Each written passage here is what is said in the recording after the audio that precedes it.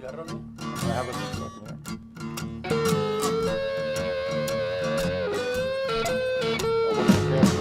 Old leather gloves, we're slapping in hands. Popcorn and peanuts, we're working the stands. Pink cotton candy, love on a stick. Who's chasing the beer? The circle the lips, play ball. Play ball. Roll up the bases and smack it right over the wall. Play ball. Good evening, ladies and gentlemen. Welcome to Laughter Saves Lives. Hey, how you doing? Here on Facebook Live and Strong Island TV and radio. Nice to be with you this evening. A few days away from the holiday. About how many days? 0 for Hanukkah. Happy Hanukkah. Happy Hanukkah. Yes, happy Hanukkah. John's always thinking. Yes. See, yes. I'm talking a few days away from the No, not holiday. you, We're already John. in trouble. The other John. In 5 minutes. Well, last week I was not here. You guys carried on without me. It was I have it was tough. I could talk about my week, but let me hit you guys first. Frankie, anything going on in the past week? Nope, Any just big sales? Any homes? I have put a few under contract this week, and I have a couple of offers pending. Got a Do- couple do of you new do- listings coming out. Do you do anything to get like big houses where you're gonna make more of a commission? Do you try to? I don't hit the luxury market. No? No. Okay. Just a blue collar guy? I'm just a blue collar guy. And, We have the Man Up show in the background. Sorry. no. and the Man Up Show, by the way, the show that precedes us, great sports talk Yes. show. Yes. Excellent sports talk show. But to answer your question, I don't hit the luxury market because the pool of buyers is much smaller. Right. So they're not as easy But it takes to less sell. sales to make the big Well, money. But yeah.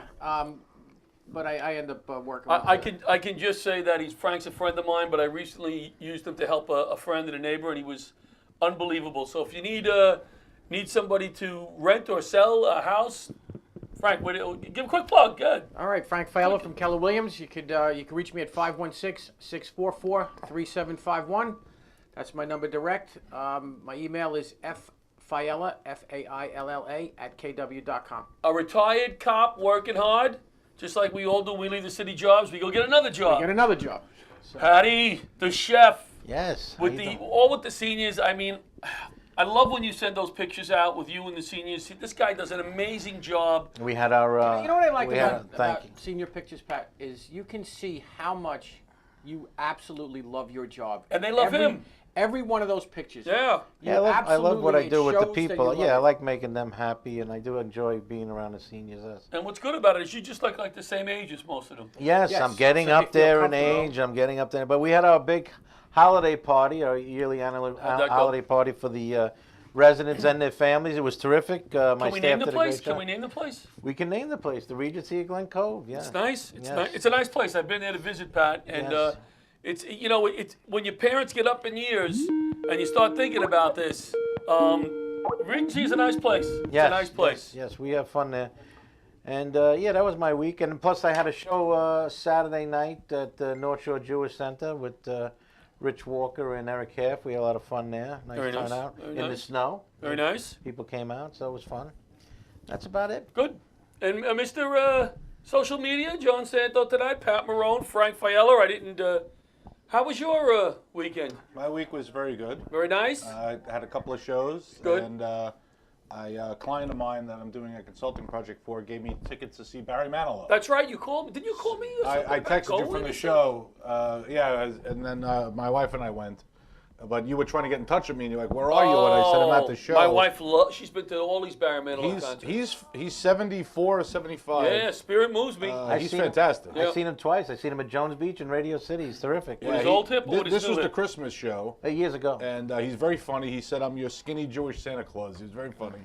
My And, wife saw Bette Midler, Hello Dolly, for her birthday with the two girls. Oh yeah, happy Yep. birthday to your wife. Thank you. And I sat outside the theater for 2.5 hours in the cold. No, I actually sat in a nice hotel and met I had a life-changing experience. Pat, you can come and sit in this chair too. I had a we have a studio audience We have tonight. Studio audience. In-house studio. Yeah. Nice. So Um, we're getting high tech here. It's Yes. terrific. I met a guy I think that changed my life. He was either homeless or he was God. I don't know. I sat in the lobby of a hotel and he started talking to me. And he sits in like a lot of hotel lobbies. And it was his Because that's birthday. what God would do if he were homeless. Well, he was just an interesting fellow. Paul, he was an interesting fellow. We went to Boca de Pepe for food, and he joined us there with his friends, and he brought a birthday cake for himself and wiped his name off and was going to put Paula's name on the cake. Met him. Ah, that was nice. Yeah, but I mean, just a really cool guy.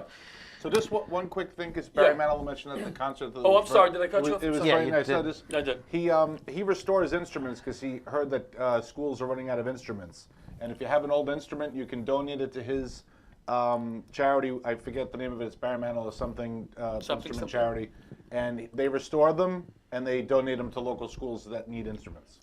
So I nice. thought that was he donated. Yeah, I a remember piano. he did that. Yeah. I know somebody else Yeah. that does that. I forgot who it was, but I And he heard had of all the it. kids from the Uniondale School District up on the stage. So he donated the piano to them, That's- and it was great. So if you have an old instrument, look into that. Look at the Barry. This was at the Coliseum, John? It was at the Coliseum. My Oh, first nice. time there since they did the renovation. How's it Like a look? Slinky now, right? Yeah, it looks like a slinky. Yeah. Okay. Let's hit our first sponsor before we get into my week. Go ahead. Our show is kicked off by LifeVac. LifeVac. Every year, thousands choke to death in their own homes. It's extremely dangerous for individuals in wheelchairs, the elderly, the overweight, and the frail. Why?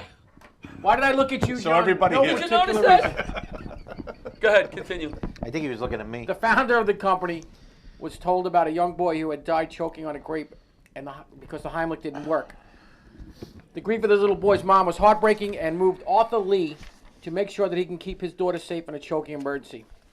He set out to invent an apparatus that could be used to clear the airway. LifeVac can save thousands of lives a year. It has successfully saved minimally 10 people now. They're up Since to- we last asked we him, le- 10 people. Since they first came on board with us, when we had Arthur on the show, one of our first shows, Yep. they have now increased up to 10 lives have been saved. I have one for my house. I keep it there. For matter of fact, my wife, I couldn't find it. She put it in the closet. I said, "What good is it?" there Bury it in the closet, honey. So, That's what my wife does. You know. She puts everything in my closet. right. I have a little closet on the end. Maybe she's looking for the batteries. Everything gets shoved in the closet. You can't call back a joke. You can't call back one of his call jokes. back one of my own jokes. He's calling back a week ago. You did a joke. He's calling it back on the air. So That's still a callback. I give him credit. I get it. He gets it. They don't get it. My week was interesting. I told you guys this story, but I wanted to tell it on the air. I got on a plane. I was going out to teach the Border Patrol in Tucson, Arizona, and St. John's University took up all the first-class seats because they're big, right? So I go, all right, no big deal. As I'm getting on, I see an old guy. I told you this. Right? I see an old guy as I'm walking past, and it hits me. It must be the coach. Wait a second. This all went through my simple mind. Wait a second. The coach of St. John's is Chris Mullins, famous NBA player. Right, except So for as I'm FBS. walking past, I look him right in the eyes, and I go, Chris, like I know him forever. Chris, like that, because I didn't. And he looks at me like, who the frick are you? And he sticks out his hand, and he shakes my hand, and now I don't know what to do. So I looked at him, and I go, John LaRocchia, and I walked away. and he's looking at me walking away like, do I know him? Now, what was the problem? Everybody with you knows on John the way home? LaRocchia. On the way home. What do you mean? Keep talking. You said you got to the airport like at 5 in the morning. Oh, yeah. So I have to get home, and my flight is 7:20 a.m. Are you listening to me? We are You're my listening to you. co-host Listen. tonight, and you're looking at his phone. You Well, probably, I just heard noise and I was asking him what it We're was. just checking to see what's going on. all right. So I'm at the hotel the night before. I drive from Tucson to Phoenix. My flight is 7:20. You want to get there 2 hours before 5:20. I'm 20 minutes from the airport. I set my clock for 4:40. Get a 5 a.m. wake up. Get up to pee at 4:40, and I go, oh shoot, let me take the shower, bag, drive to the airport. It was 1:40. I got to the airport at 2:20 for a 7:20 flight. Nice. And, well, I was there with these guys, Sweepin and Johnny L sitting there. And when did you have time for that Facebook Live post of you shaving naked? That was the That was night at the before. airport, too, nonetheless. First of all, I was not naked. I was not naked. Well, was- I don't know. The shower was showing running in the cannons. background. I don't Now, know. what were was you? sure. What did you do? You with the Border Patrol? I taught the Border Patrol. Oh, yeah, wonderful, dedicated guys. Get past the whole wall and Trump and all the jokes and all of that. There's no wall. There's no wall right now. And people are going across that border every day, and these guys are out there in the middle of the night, sometimes on foot, chasing down people, not knowing what they have on them. Right. Is it drugs? Is it weapons? Whatever. They do a wonderful job, dedicated guys, and they thought I was smart. Why can't they put like two fences like they have in North Korea with landmines in the slow. middle? What? Why can't How they is just it put to two the jump? fences so that people can't accidentally go and just put mines there? Mines, you can't do that. Why not? You can't blow people up. What's wrong with you? Only the bad guys. Well, The good people come to Only the the right bad place. guys. Only the bad guys can blow people up. You know, I wanted to push. It's Christmas. Sleigh bells ring. Are you listening? Right in the lane. Coming up.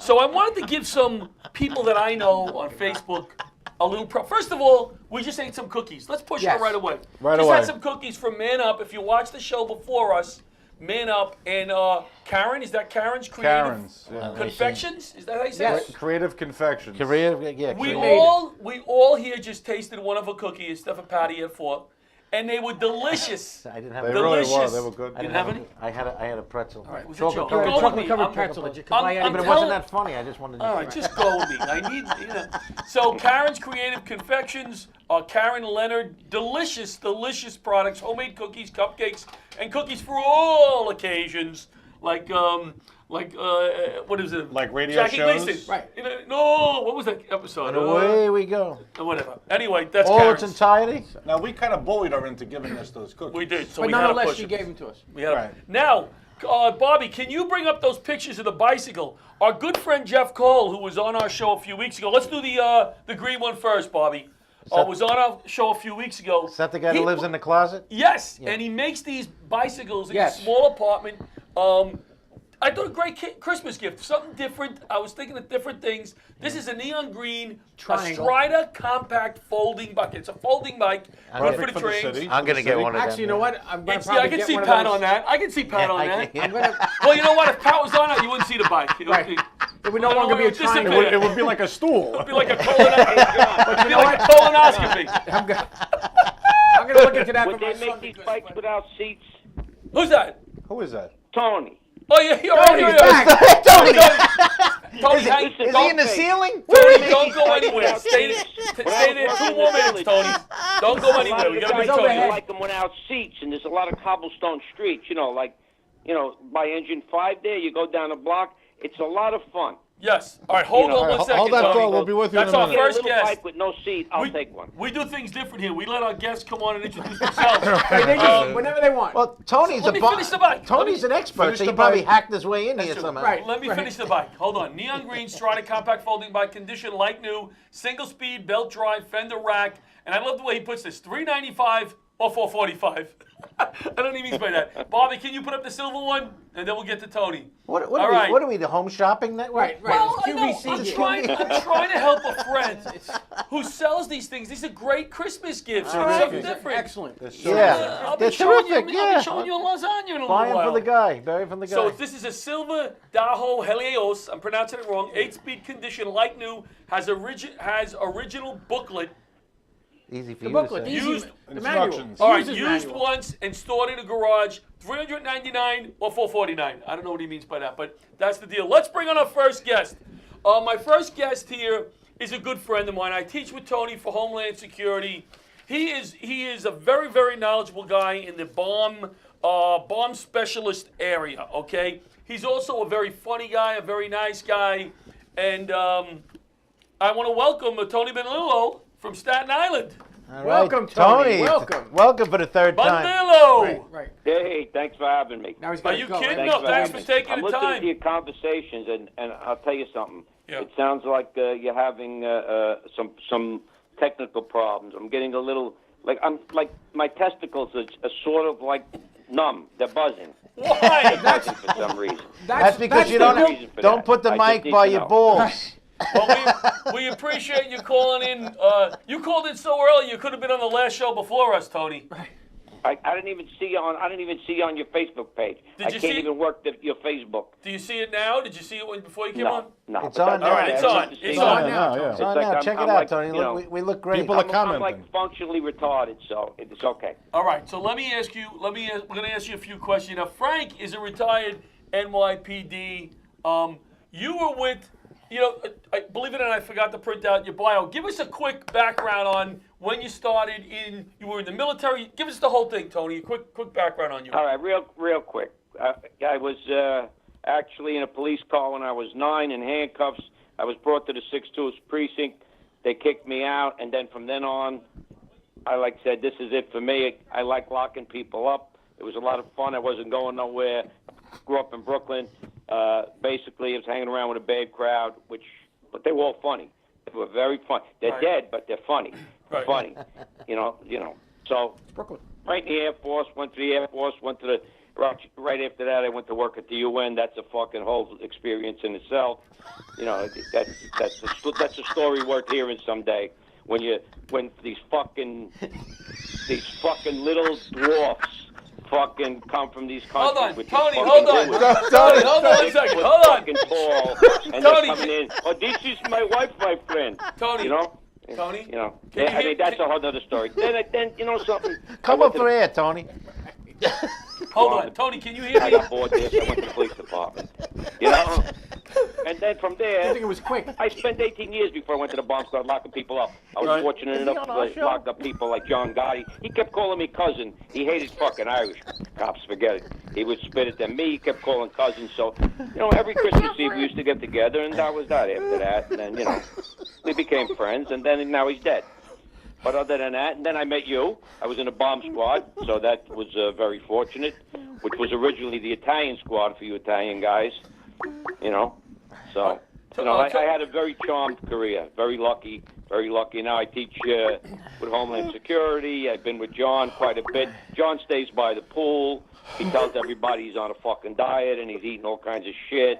Hey, Twinkies, snowballs, Hey, Tony. and all kinds of shit. Hey, Tony, can you hear us? Yeah. Tony, I tell you, you're so good at bombs. You're dropping the F-bomb right and left. I mean, it's terrific. You're in the F-bomb squad. No, you don't understand. I'm a Sicilian from Brooklyn. Oh, I understand. Part of the first vocabulary is the F word. It has to go in there, because if it doesn't, that's like when people go, You say Tony, fuck. Tony. That's all, like, pause to think. It's Tony. a bad thing. It's not a good thing. Tony, can you hear me? Very Tony, unprofessional. Tony, can you hear me? I can hear you. I love you. I love you too. Listen to me. Remember when we had the discussion before, and you said, "Can I be dirty?" Do you remember what my answer was? A little bit, but no.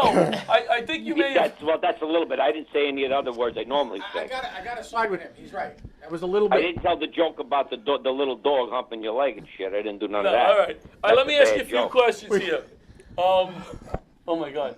All right. Yesterday we had this little incident in Manhattan. This bomb incident. We don't want to get deep into that because it's all over the news. But I want Right. to ask you a few questions about this. Number one, John had a very good question in the green room. When they go to somebody's apartment like that after this incident, you're not coming in the front door and banging in the front door like a fireman and knocking it down because there could be secondary Right. devices. How do they handle something like that, Tony? All right. What they really do is this, just so you and the guys know. Whenever the NYPD bomb squad goes, the fire department goes with them. That's part of our operating procedure. Okay, we had that with the Port Authority years ago, going on to their stuff, and they said, no, we have firemen. No, you got fucking highly paid security guards. Whatever. We always had to deal with the Port Authority. Fire department is there. Our emergency is there. We usually hit the location. We go in first. We look for booby traps. Remember in '94, the '94 bombing of, it didn't come off, but it was supposed to come off, of the Atlantic Avenue station. We hit the place on President Street and 4th Avenue. Obviously, we go in, we check, there was booby traps all over. We go in, and we do our thing. You guys are on standby because basically with the fire department, you're going to put us out.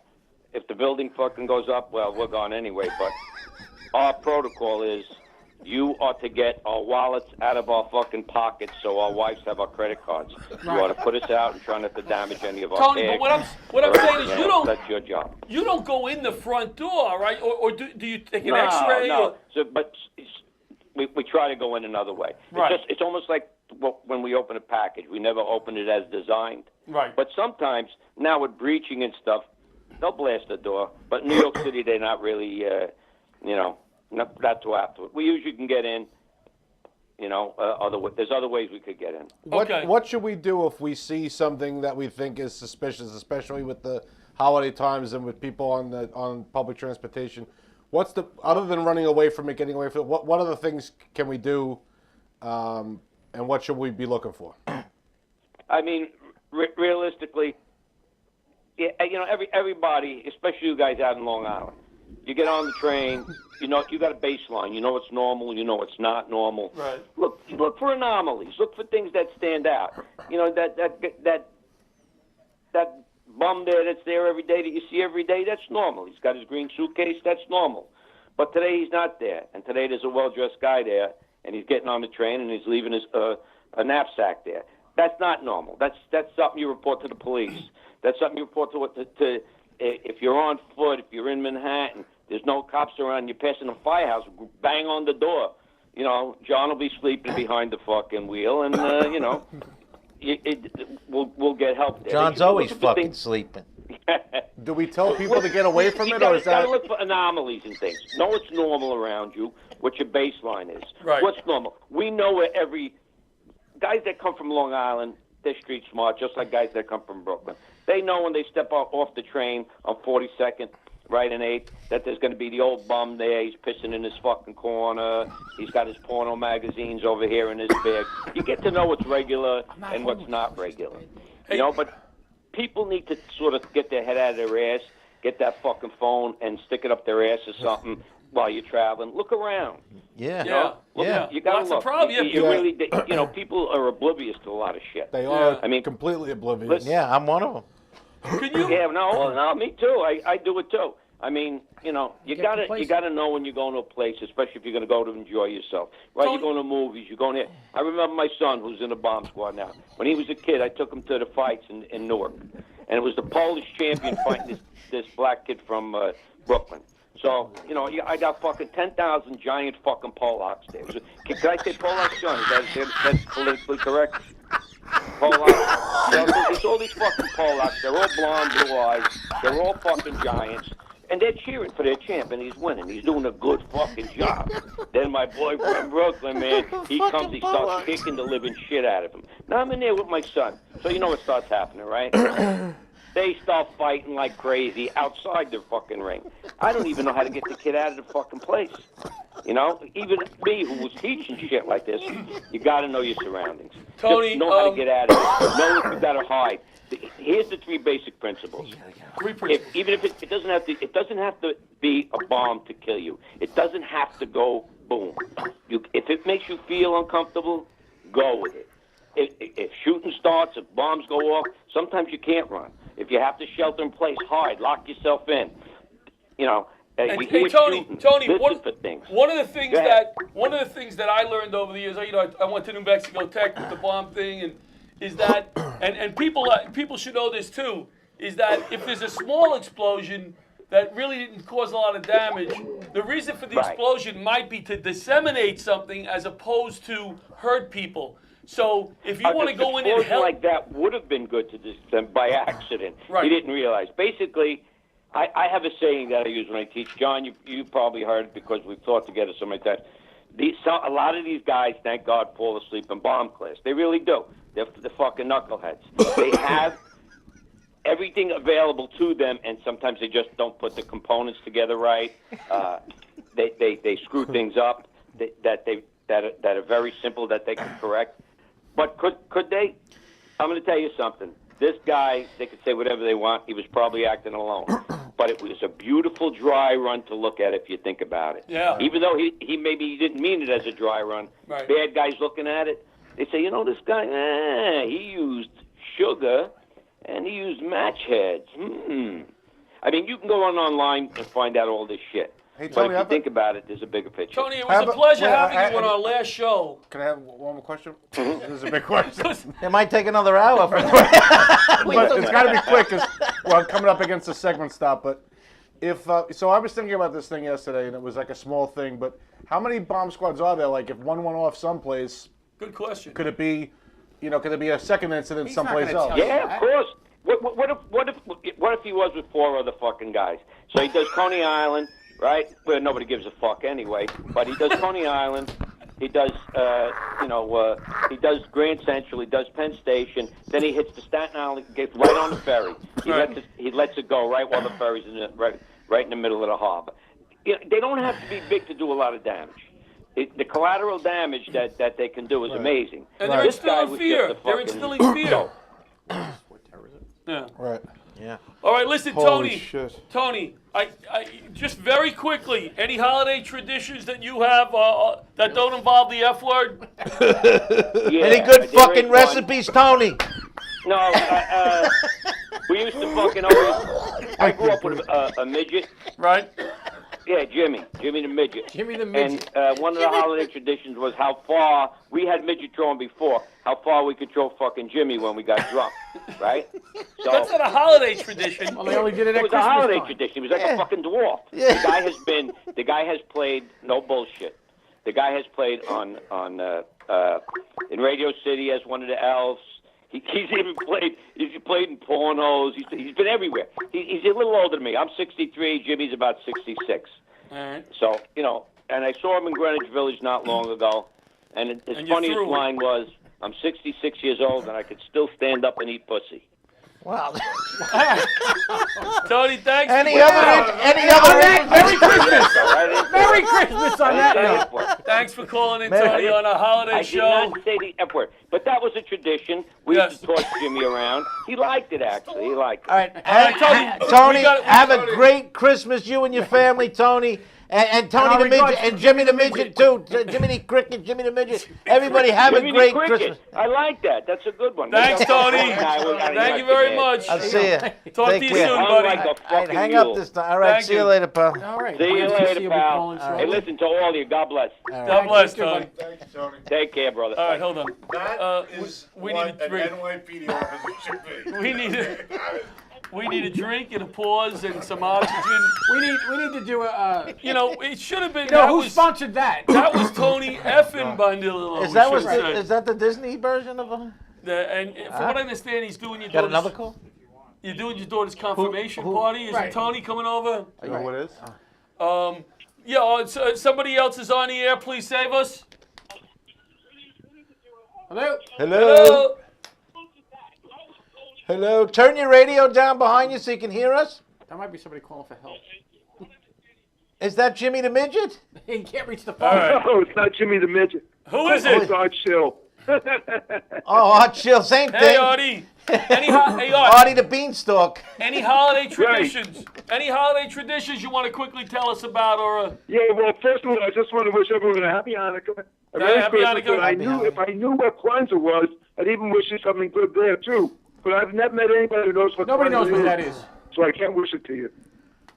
All right, so try not to be a boring guest. Come up with something interesting, Art. He just took a nap again. Art. What do you do for Hanukkah? You eat jelly donuts and latkes like everybody else does, or what do you Yeah, do? but I just heard that you can have lots of burgers.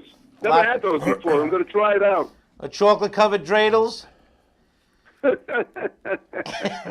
Art, have a wonderful. And chocolate-covered gelt. Yeah. Art, Take care, when you- fellas. listen, when you Enjoy. call in, have something prepared next time. Artie, thanks for calling, Artie. We're happy to have a Yeah, happy yeah, Hanukkah. thanks. All right. We appreciate it. You're a great Take man, care. Artie. You're a great Text man. message, Eddie. Take care, buddy. You were a horrible care. guest, but a great guy. Yeah. Lights on Safety Solutions. Effective safety training for gas hazards saves lives. Yet until now, industry trainers have had to rely on plaques, sticky notes, and other unrealistic methods to prepare students and employees for potential life-saving scenarios. This is my deal. You know I love this thing. Absolutely. iPhones, iPads, we control the readings. You send them in. They react to real-time readings. It's a wonderful, wonderful training tool. Lights on Safety Solutions. Check it out. Google it. Great product. So we're going to You're using it for your hazmat. hazmat training, but Training and also stuff, yeah. employees use it at different facilities. I'm going to read Eddie's some of Eddie's bio. Eddie? Our next guest, Eddie Brill, is going to be our next Call him guest. Eri, that's why. Eddie, did I call him Eri? Yeah, she That's called his him sister. Eri. That's his sister. Eri. Eddie's been around since 1989. His big claim to fame is fame. Flame, yeah. No, we had the flame on before. Jeez, we had the You want effing me to flame read on. that? He was on the Late Show. He was the warm-up guy for the Late Show for David Letterman. He also booked the comics, I think, for 7 years. The guest, which was something I want to ask him about because he must have been harassed a lot. He booked the comics, and he was the warm-up act. And if you noticed, if you ever went to the Late Show when Eddie was there, many commercials, Eddie would jump up on the stage, and Letterman would kind of tickle his brain, like, where can we go from here? What can I say? Or whatever. So Eddie had a nice role on that show for a long time. He also was warm for the Dana Carvey show. Magadan Men, This Is Your Life. Eddie Brill, 30 years in the business. He is our next guest. We calling him right now? He's a great All right, guy good. too. He's I'm very texting him funny. right now to Very call funny. Very funny, very I nice got to guy. work with him once. Terrific guy. Terrific guy. So Eddie's going to be our next guest. He's calling in. Lisa Peters Art. We're talking about Christmas gifts. Good friend of mine. She runs a website. Now, it's not for me, but this is a lot of, all different kinds of homemade jewelry with shells and buttons. It's all funky stuff. I like the way you're doing that, John. Right. Maybe know- it is for you, John. LisaPetersArt.com. Check her out if you're interested in that kind of stuff. She's a sweetheart. She's an old friend of mine and a really good person. So we're trying to push a few last-minute Christmas gifts. Yeah, Right, Pat? yeah. Like last-minute things.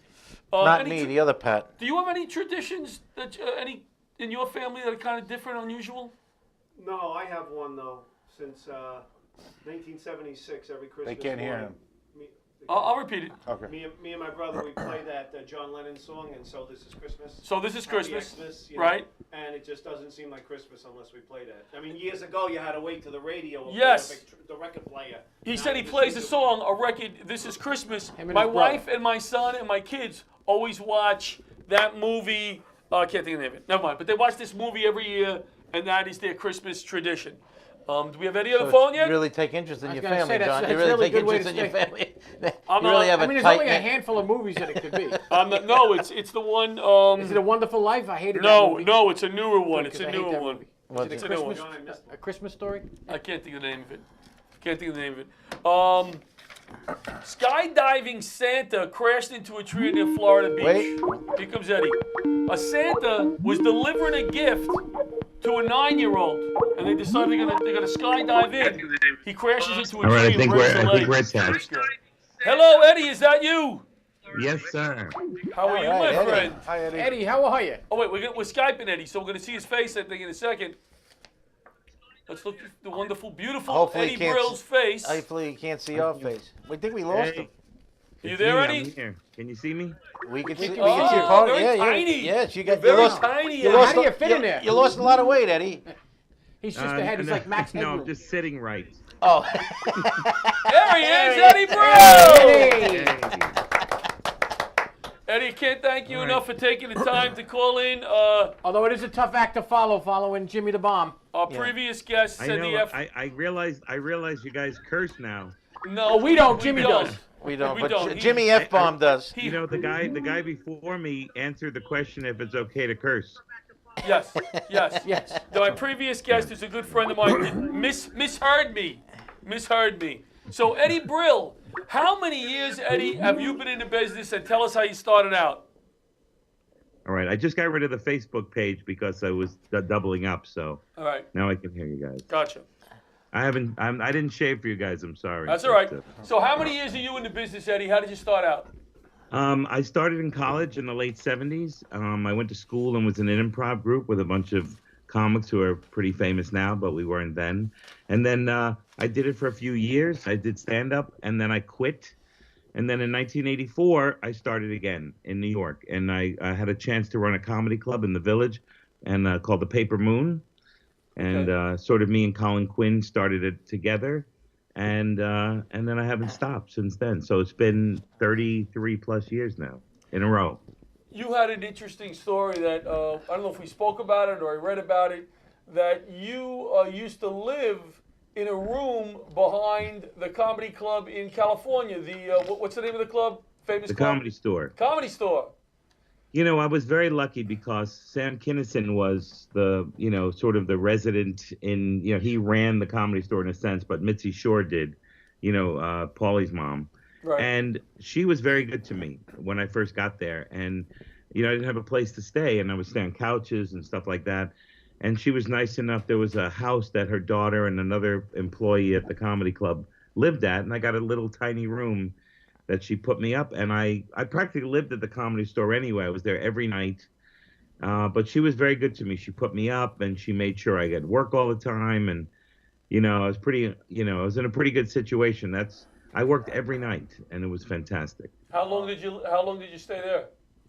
I stayed there for about 8 months, and then Robert Schimmel was nice enough to ask me to move into his apartment because he was living very close to the Comedy Store, and him and his wife bought a house in Arizona.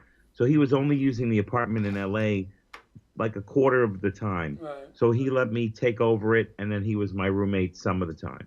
Very nice. I have to say that anytime you've done any of my shows, you act like not only a pro, but you act like just one of the guys. I mean, you know all these famous people and all that, but when you're with me, I feel like, hey, I'm just with somebody who's here to do the job.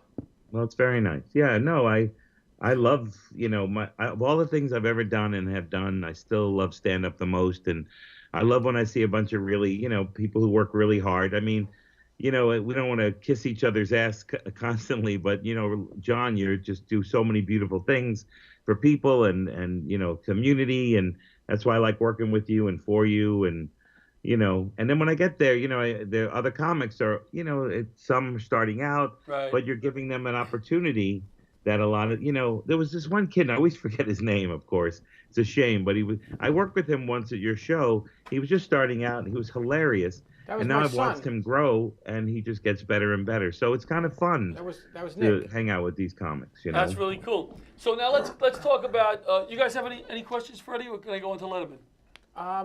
No, go ahead. Go into Letterman. So how did you get? Did you ever do stand up with Letterman before he had the show, or? No, what happened was I had met Letterman in L.A.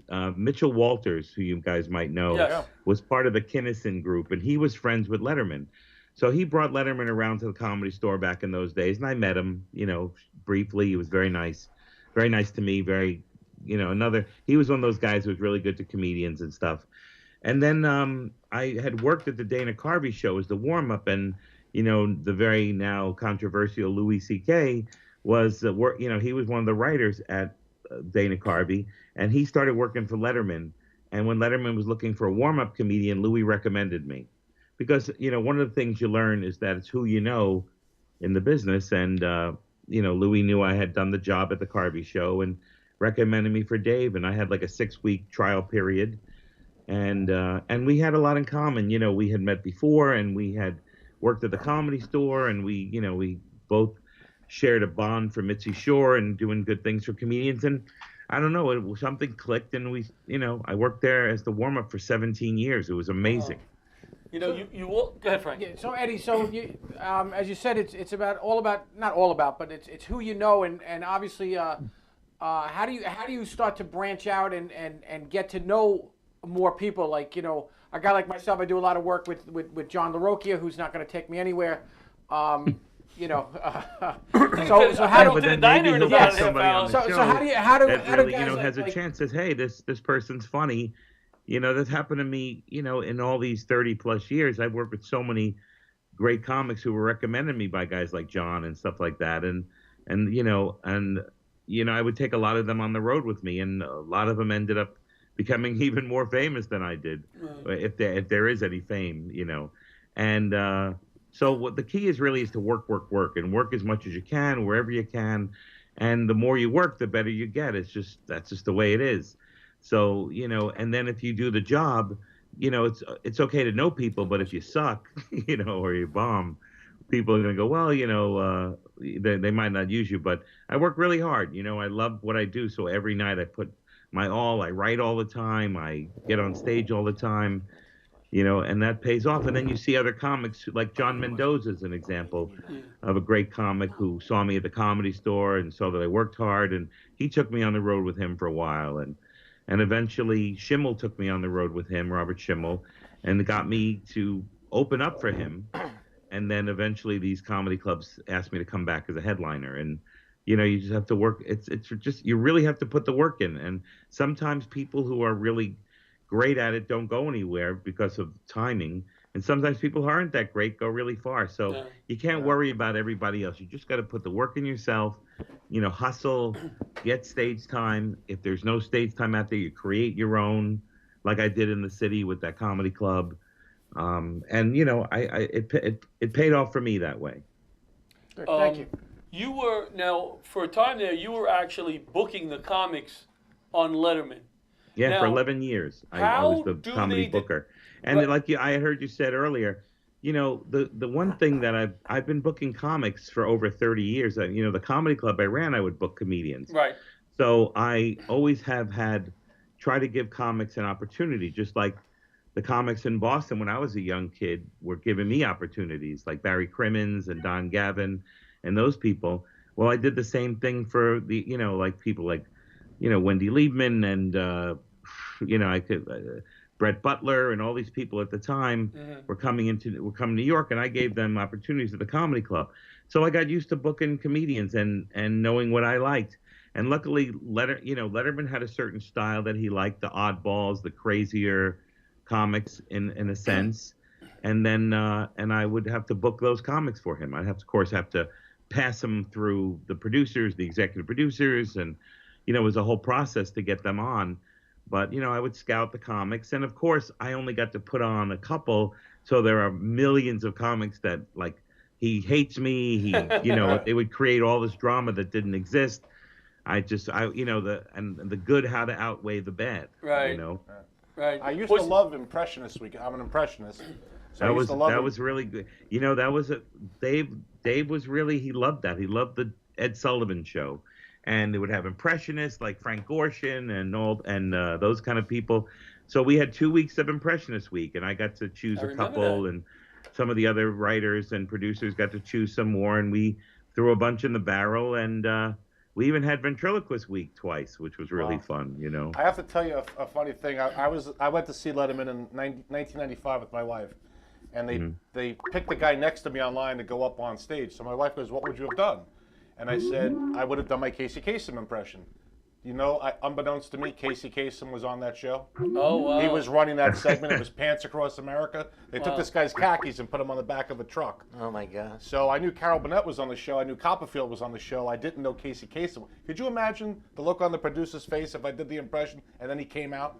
That would have been amazing. That would have been incredible. But it didn't happen. Is that why Letterman did the show in the Ed Sullivan Theater? Because he was a fan? Well, I think it was a combination. I don't know how he got the Ed Sullivan Theater. I guess CBS used that theater a lot because Kate Nally was filmed there, and there was a bunch of shows that were filmed there, and I think they were all CBS properties. So I guess Les Moonves and the CBS network got a hold of the theater and convinced Dave to move in there. And he would often say, one of the greatest things about this job is that we get to work in this incredible theater. And I will tell you, as a comedian, on that stage every night, I've never worked in a better theater for comedy and I've traveled all over the world and worked a lot of theaters. But the Ed Sullivan Theater, it's so intimate. It's a beautiful theater that seats 492 people, and it really I was pretty damn lucky every night. Yeah. And the audience was ready to laugh. That's a primed audience. That must be so awesome to get up in front of a crowd like that, because as soon as you step on the stage, they're laughing, Yeah, they're ready to go. They want to have a good time. I mean, there would be times when the audience would be tired. There'd be a lot of tourists, and they're running around town. They're up at the Empire State Building, then they're shopping at Saks. And then by the time they get to Letterman, it's like, And occasionally you get an audience that was just tired. And that's when, as the warm-up, you have to sort of bring their energy up in the room. Right. So when you the were work there, was really more difficult. When you were there, how many hours were you putting in, like, a week? A lot of people, I don't think, understand, like, all the background work. Like you mentioned, you had to run people through producers and stuff. How much time does each show take on your, for you at least, to produce and to work? Well, when I was the warm-up, it was easy because the show really ran about an hour and 15 minutes. We were a well-oiled machine, and we had the best of the best. The cameraman was Walter Cronkite and Dan Rather's camera guy. There was the lighting guys were the best in the world. The producers were the writers were from Harvard, and it was just, you were working with the best of the best. So the show really ran well. But as the booker, I have, it was my whole life. I did a lot less stand-up, even though I did stand-up, because I had to, audition people, look through audio tapes, videotapes. I had to, once we had comics getting ready to tape, I had to run them around town, go through the material, work them on the stage. So it was a lifetime thing. It was, I pretty much gave up a lot of my stand-up career because I was booking other people. It's like, being the caretaker for others and not really doing that much for myself. We have 2 more minutes, Eddie. Let me just close with Do you have any? We're asking everybody tonight. Any funny holiday traditions, different holiday traditions that are a little unusual? Not really unusual. I mean, my father used to work in the city till, he worked for, Crazy Eddie, that whole Yes. thing. Well, Eddie Antar. Eddie Antar's father my dad used to work for them. And they would work well into the night, and then my father show up like Santa Claus and have all the gifts, and it was really fun. Oh, cool. I'm going down to Florida with my brother and my niece and my sister-in-law are there. And we love, because she's 9, that she still loves Santa Claus. So Yeah. we get into the whole thing and we put her to sleep, and Cool. it's still exciting. And one year we really wanted, we were so excited. We got her a bike, and, we couldn't believe that she would be excited. We were more excited than she was. Sure. So now it's time. We got all the things wrapped. We did the tree. And we went to wake her up, and she wouldn't wake up. It's like, come on. She's like, I'm like, no, we were so selfish. We shook her and woke her and said, we want to watch you open It's stuff. Christmas. And she opened the stuff, and she's crying while she's opening. And, we were cruel. It was horrible. Well, But Eddie, funnier when you were there, I must admit. But it was one of the most, looking back, we were so selfish. We just wanted to watch her have Sure. fun, and all she did was cry through it. Well, we but I can- love Christmas. I love the way people get, and I love the holiday, and It's I'm great. excited to go with my family. Well, I got to say, Eddie, I do enjoy your Facebook posts. You got some great Facebook posts Yes, all the time. by the way, the you best- got probably the best Facebook posts. They're And- very interesting. I enjoy reading your Facebook posts, Eddie. I appreciate it, gentlemen. You're, gotta be you're all honest with you, good I just guys, like and the I stuff. I don't appreciate read being it. on your show. And you see fucking Tony, you tell him. I was just watching you guys laughing. I was crying on the other end, But that's how my mother, funny enough, that's how my mother was. My mother passed away a year ago, and my mother was like that. Yeah, my fucking son's the best fucking kid in the fucking neighborhood, and she never was mean. It wasn't like she was angry. Yeah, it was just the way she spoke. All right, we got how she another grew up quick in guest coming up. Bensonhurst, Thank you so much, Eddie Brill. Eddie, enjoy your Christmas. Merry Christmas, Merry Eddie. Christmas, Eddie. Thank Have a you nice very trip. much. Thank you. So funny. funny. So freaking funny that. But wasn't that a cool insight into the behind the scenes? Well, I Yeah. wanted to, I didn't want to put him on the spot about Letterman because some people said he wasn't such a nice guy. But Eddie said he supported. I guess when you get to that point, everybody's. What a lot of people say about you everybody's- for Laughter Saves Lives, that you're not such a nice guy either. So, The bottom line is you have to understand that the booker is getting a lot of comics contacts. Hello. They may not have time. You're on Laughter Saves Lives live. Sandy. Hello. You're on the air. Well, that's, Let's try one more time. Now they're on it. now they're on the air. You're on the air. Laughter Saves Lives live. Hey guys, how you? Is it Sandy? Yeah. hey, Sandy, how you Thank doing? you, Hey, how are Sandy. ya? We just had on Eddie Brill, and we went a little long. So if you were trying to call in, I apologize. We're on the 4-minute mark. We got I 4 minutes was, left. but I was also looking at you gorgeous guys on the screen. It was like watching Magic Mike. You must You be, must look, be on you the must be wrong looking at the channel. wrong You must be on the wrong station. Give them more time. We can go to the hour. Okay, we have more time. We have a little more I time. heard you talk about first place. Happy birthday to Paula. Thank you, my wife. I love her. Sandy did a show that Pat was on Yeah, in Jersey. she's terrific. And Sandy was unbelievable the first time I worked with her. Sandy, give us a little background. We have a few more minutes. We can go to the hour. So give us a little background on yourself. Well, you know what? I've been doing comedy 15 years now, and I was in my early 40s when I started. So, I have a good time with it. John, as you know, I get on stage, I just take control, and, my grassy, sassy, gassy act is going well. I'm working on my one-woman show, which is of the same name. And, I'm really enjoying comedy. I like getting up there telling a little bit of a story, but I also love getting to those punchlines. I seen a great video you had on Facebook about you were on The View when you were starting out with comedy. They were giving you advice? Yeah, I entered a contest called Dream Job, and I was picked. And I worked with Joy Behar, and she put me on the show. And I got to, be in the studio and, get on stage in front of Barbara Walters and all those guys. And, she gave me tips and pointers on, how to be strong out there. And I sounded a lot like her, when I did it. She's like, you sound like me. But it was a fun time. I thought it was great. Great video. You know, Sandy, I think like I started kind of late too. I was a fireman. I got 28 years old when I started doing comedy. It's a little later than, and I just think that when you have all this experience in life, you've been, you know, all this stuff, all the struggle. I think that's funnier than a lot of these young comics. And some of them are good, don't get me wrong, but it's the same stuff. It's the sex, it's the subway, it's, you know, and you get on stage and I'm like, I get it, you know?